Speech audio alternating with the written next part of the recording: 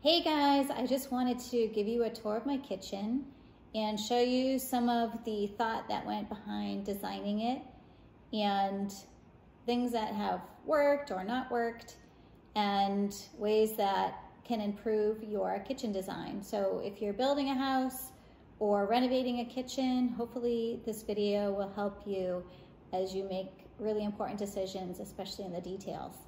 So come along on this tour with me. So here is a big picture of my kitchen. It's pretty good size, very open. There's a lot of thought that went into the design of this kitchen, and I'll explain some of that here. So let's start out here at the island. I wanted the island to be big and spacious because this is where I would do all my prep work. And I entertain a lot, and I wanted also a place that I could put platters of food and kind of make it a buffet style line. So I got these bar stools from Amazon, very inexpensive, and there are cabinets underneath that island facing me right now that houses china and all kinds of things that I don't really use that often, but it's still great to have extra storage. So I had my island built with these panel sides. Normally your cabinets come just flat on the sides, and I wanted it to look a little more built in and furniture-like. So those panels are actually extra. And also you can see the trim on this is very unique and different. It's much more furniture style again, just to set this island apart from the rest of the kitchen. Of course, I have it a different color. Again, I wanted to just make it unique. This microwave is a drawer style microwave. So there's the controls. It opens like a drawer, which is really cool. So it's in a really great spot. It doesn't really take up much space. When we built this, Sharp was one of 2 brands that made these, and I think there's quite a few more now. So here is this side. I like to get a dishwasher with a handle because that's where I like to put my towel, because putting your towel on cabinetry can tend to wear out that cabinetry. So my sink is an undermount sink with a lower divider. And the reason I did that is because this sink is where I put my dishes to dry. I like to dry them overnight. I don't like to dry them with a towel. That's just too much work.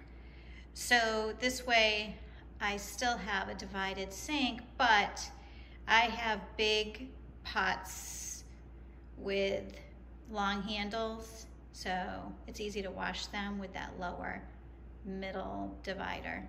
And actually it's not even in the middle. One side is larger than another. Picking a kitchen sink is a really important part of designing a kitchen because this is something you use multiple times a day. So you want to make sure that you get a sink that fits your needs. Our faucet is a handless faucet, which is really nice to have. And we have quartzite countertops. So these counters look like marble, but they're not. They're actually quartzite, which acts like granite. So they don't etch and stain like marble would. And you can put hot pots right on them. You can put anything hot right on them. Hot cookie sheets right out of the oven. They withstand heat.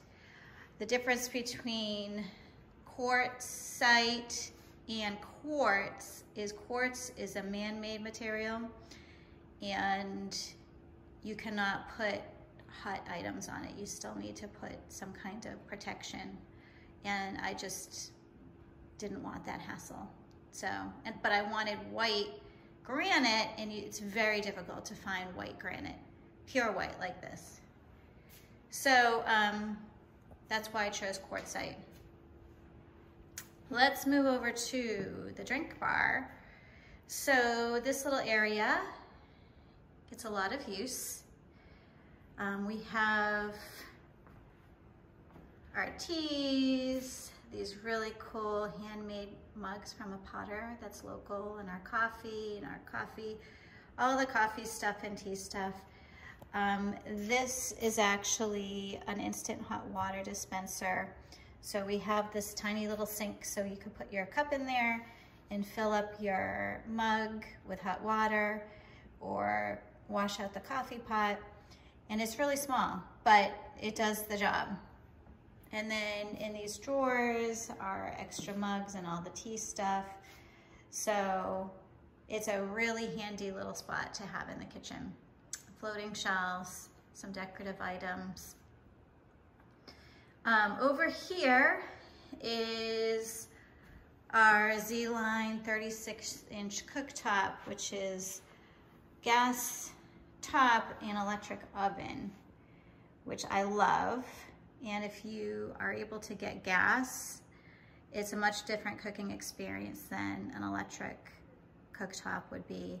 We also added this pot filler, which I debated about, but I'm so glad that I put it in. It's really handy. And we have the Z-Line hood. Now, as far as if I was to redesign this kitchen now, I think I would actually put a wood hood in here. That's one of the things I would change. There's very few things I would change now that we've lived here for 4 years.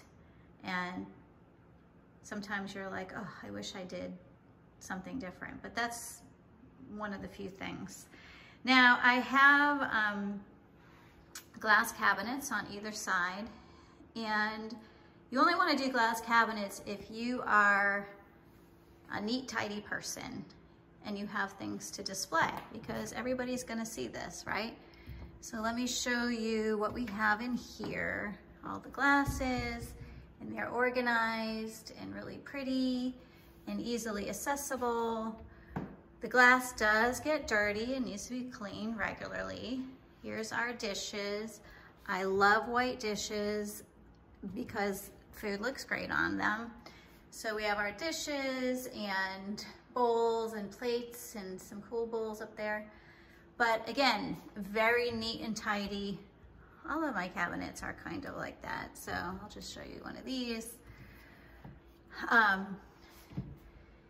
These cabinets do not have a center rail right here. Now, sometimes if you get cheaply made cabinets, like when you open the doors, there would be a middle rail. Now that's kind of old school, but you want to make sure that you don't have that, that your upper cabinets are wide open like that. So that's the uppers. Now for lower cabinets, you can see that pretty much everything is drawers. Even over here, I have, you know, that little section of drawers. Drawers are amazing. My mother talked me into this, and I'm so glad I listened to her. This is our trash cabinet. So we have trash, 2 trash cans in here. And these drawers are, they just hold everything so beautifully and organized, and you don't have to go crawling under a cabinet to get stuff. And look at everything that you can fit in here. And this bank of drawers, I think, is only about 24 inches. So they're deep enough to put all your pots, baking stuff, silverware, and serving bowls. I mean, consider if this was a cabinet, you would not be able to fit all this stuff in there, organized, easy to get to. So I highly, highly, highly recommend doing as many drawers as you can. So this one has all of our cookie sheets, but consider how you're going to be using your kitchen and things that will make your life easier. The other thing is we have, and you can see we put the panels here again, those little decorative panels. They dress up the ends, and we also have this trim right here is called light rail.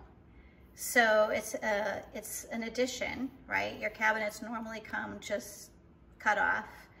And we added the light rail because we have lights underneath, and it hides that a little bit. And it also adds another layer of luxury, and it's so cheap. So it's really inexpensive. I think to add light rail to this whole kitchen was like $100. And then we have big, thick crown at the top. So you always want to finish the top with some kind of crown. There's usually several options.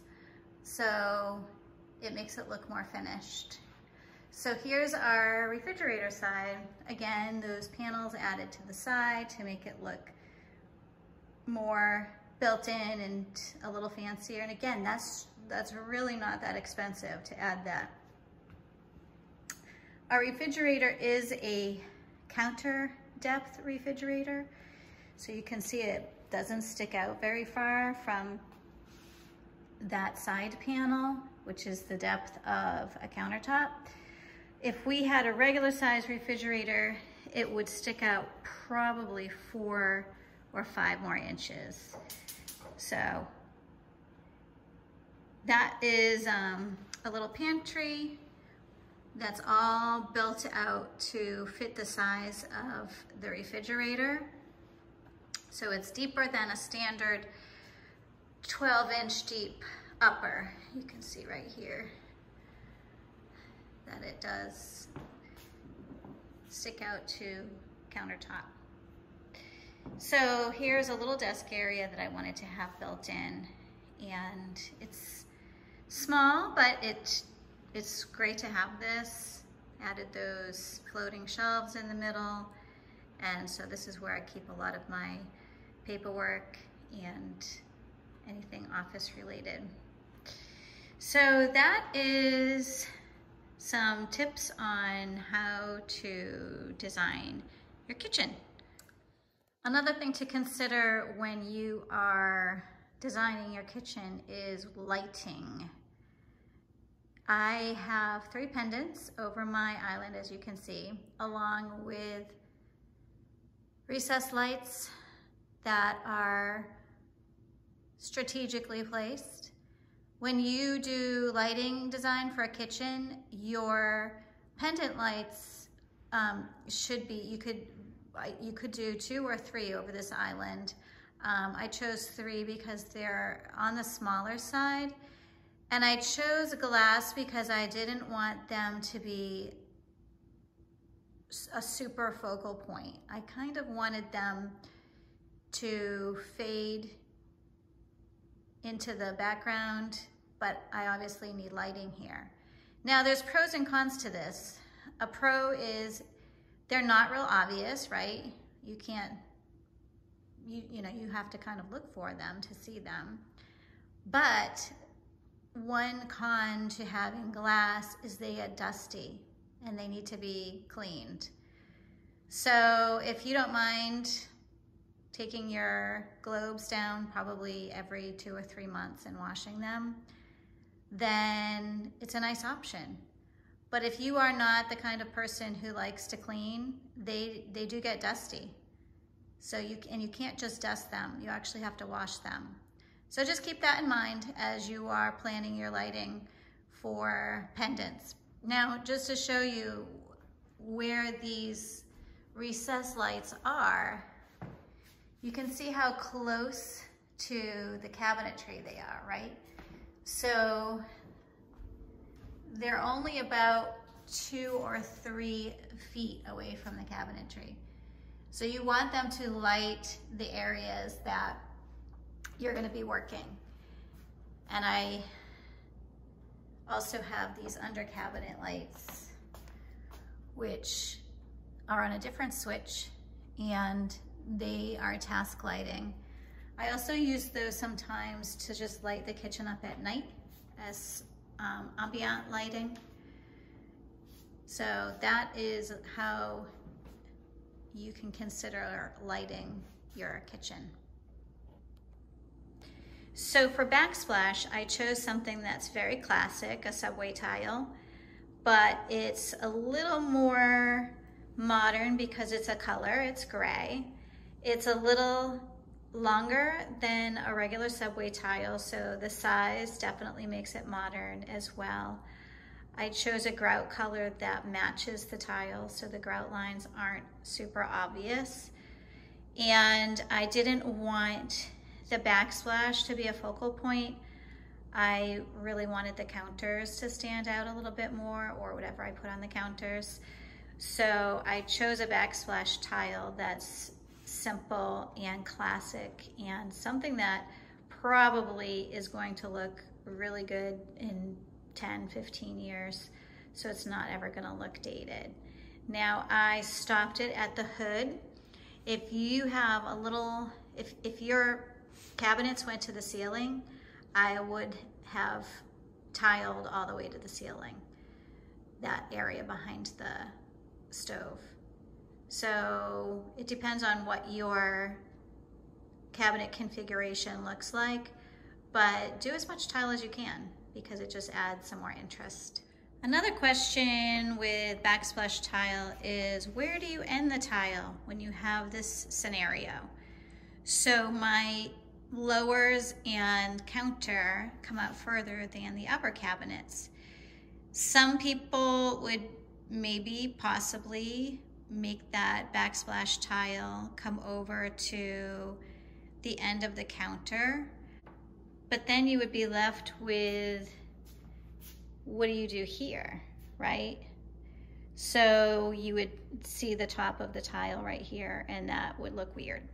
So instead, there's all of these edge pieces that you can buy, metal edges that come in a million colors to go with whatever tile you have. But I chose to end it at the upper because I didn't want an unfinished edge at the top. So that's the reasoning behind that decision. One thing to note about the depth of my island is, I just mentioned there are these cabinets underneath. They're actually wall cabinets. They're 12 inches deep. So they're narrower than a standard base cabinet, which is 24 inches, which would have been too deep. So you have 24-inch cabinet right here, and then 12-inch here. So this is 3 feet. And then I wanted a nice deep island because, first of all, I had plenty of room to do that. So there's all this open space. I wanted lots of area for entertaining. So it gave me 5 feet of depth on my island. A standard island could possibly be 2 feet, and then an overhang to sit at. An overhang has to be, if it's 10 inches, if it's a 10-inch overhang, so this would be the overhang. If it was a 10-inch overhang here, you don't really need any supports. If you want to do a deeper overhang, you need supports. So we have the legs, as you can see, and we also had to do metal bars underneath, as you can see, to hold the middle section. And that's how we got away with a super deep overhang here. I hope you enjoyed this tour and got some information that would be helpful for you. If you could, like this and subscribe to my channel. And if you have any questions or comments, please put them below. If you want more information, you can visit my blog post, livinginspiredbymom.com, and find the post on designing a kitchen. All of the resource links are in there, and you can get more information on some of the details of this kitchen. Can't wait to see you again. Thanks for visiting. Bye.